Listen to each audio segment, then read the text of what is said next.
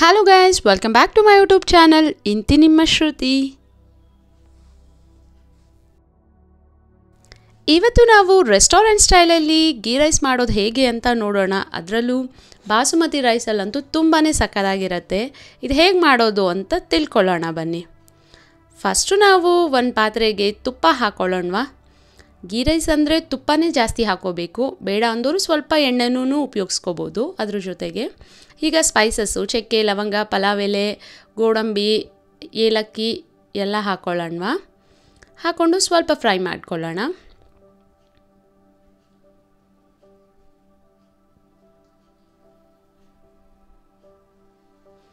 ಇಷ್ಟು ಫ್ರೈ ಆದರೆ ಸಾಕು. ಈಗ ಕಟ್ ಮಾಡಿ ಇಟ್ಕೊಂಡಿರೋ ಅಂಥ 3 ಈರುಳ್ಳಿ ಹಾಕೋತಾ ಇದ್ದೀನಿ. ಉದ್ದ ಕಟ್ ಮಾಡ್ಕೊಂಡಿದ್ದೀನಿ ಸ್ಲೈಸಸ್ ಆಗಿ.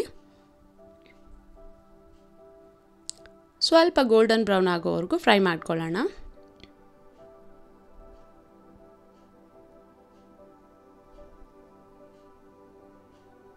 ಈಗ 2 ಸ್ಪೂನ್ ಶುಂಠಿ ಬೆಳ್ಳುಳ್ಳಿ ಪೇಸ್ಟ್ ಹಾಕೊಳ್ಳೋಣ.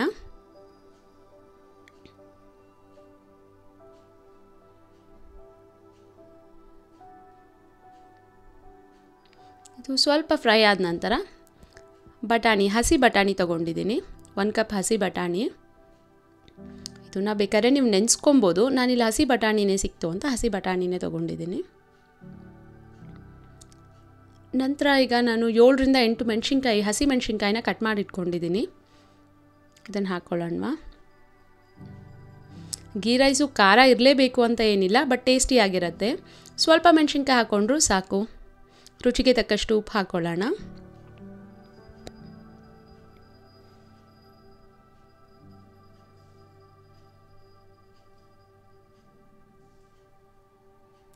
ಸ್ವಲ್ಪ ಕಸ್ತೂರಿ ಮೇಥಿ,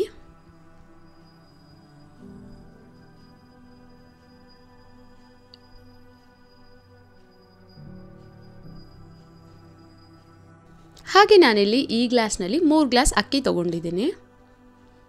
ಸೊ 3 ಗ್ಲಾಸ್ ಅಕ್ಕಿಗೆ ಇಲ್ಲಿ ನೀರು ಹಾಕ್ಕೋತಾ ಇದ್ದೀನಿ.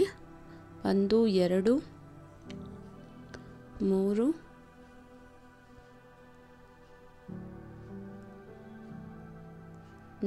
4 ಗ್ಲಾಸ್ ನೀರು ಹಾಕ್ಕೋತಾ ಇದ್ದೀನಿ. ಹಾಗೆ 1 ಗ್ಲಾಸ್ ತೆಂಗಿನ ಹಾಲು ಹಾಕ್ಕೋತಾ ಇದ್ದೀನಿ. ತೆಂಗಿನಕಾಯಿನ ರುಬ್ಬಿ ಅದರಿಂದ ತೆಗೆದಿರೋ ಅಂಥ ಹಾಲನ್ನ ಹಾಕ್ಕೊಂಡಿದ್ದೀನಿ. 1 ಗ್ಲಾಸ್ ಹಾಕ್ಕೊಂಡಿದ್ದೀನಿ. ಈಗ ಲಿಡ್ ಕ್ಲೋಸ್ ಮಾಡಿಬಿಟ್ಟು ಬಿಡೋಣವಾ. ಒಂದು 5 ನಿಮಿಷ ಆದಮೇಲೆ ಅದು ಚೆನ್ನಾಗಿ ಮಳ್ತಾ ಇರುತ್ತೆ. ನೋಡಿ, 5 ನಿಮಿಷ ಬಿಟ್ಟರೆ ಮಳ್ತಾ ಇರುತ್ತೆ. ಈಗ ನೆಕ್ಸ್ಟ್ ಬಾಸುಮತಿ ರೈಸು ನಾನು 1 ಅವರ್ ನೆನೆಸಿಟ್ಕೊಂಡಿದ್ದೀನಿ. 3 ಗ್ಲಾಸ್ ಅಕ್ಕಿನ ನೆನೆಸಿಟ್ಕೊಂಡು ಮಾಡಿದ್ರೆ ತುಂಬ ಉಡಿಯಾಗಿ ತುಂಬ ಚೆನ್ನಾಗಿ ಬರುತ್ತೆ ಅಂತ ನೆನೆಸಿಟ್ಕೊಳ್ಳೋದು. ನೆನೆಸಿಟ್ಟಿರೋದನ್ನ ಹಾಕ್ಕೊಂಡಿದ್ದೀನಿ. ಹಾಕ್ಕೊಂಡು ಚೆನ್ನಾಗಿ ಮಿಕ್ಸ್ ಮಾಡ್ಕೊಳ್ಳೋಣ. ಹಾಗೆ 5 ನಿಮಿಷಗಳ ಕಾಲ ಲಿಡ್ ಕ್ಲೋಸ್ ಮಾಡಿ ಬೇಯೋಕ್ಕೆ ಬಿಡೋಣ.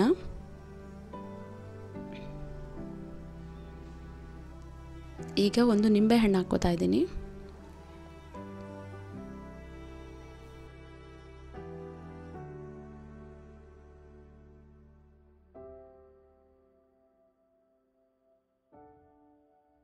ಇನ್ನೊಮ್ಮೆ ಮಿಕ್ಸ್ ಮಾಡಿ ಲಿಡ್ ಕ್ಲೋಸ್ ಮಾಡೋಣ. ಜಸ್ಟ್ 5 ನಿಮಿಷ ಬೆಂದರೆ ಸಾಕು, ತುಂಬ ಬೇಯಬಾರ್ದು. ಅದು ಇನ್ನೊಂದು ಸ್ವಲ್ಪ ನೀರಿದ್ದಾಗಲೇ ಆಫ್ ಮಾಡಿದ್ರೆ ಚೆನ್ನಾಗಿ ಅರಳ್ಕೊಳ್ಳುತ್ತೆ, ಚೆನ್ನಾಗಾಗತ್ತೆ. ಜಾಸ್ತಿ ಬೇಯಿಸ್ಬಿಟ್ರೆ ಫುಲ್ಲು ಮುದ್ದೆ ಥರ ಆಗಿಬಿಡುತ್ತೆ. ನೋಡಿ, ಈ ರೀತಿ ಉಡಿಯಾಗಾಗಿದೆ.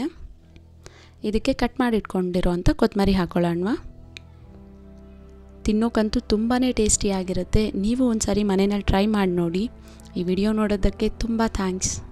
ಹಾಗೆ ನನ್ನ ಚಾನಲ್ನ ಸಬ್ಸ್ಕ್ರೈಬ್ ಮಾಡ್ಕೊಳ್ಳಿ. Thank you so much.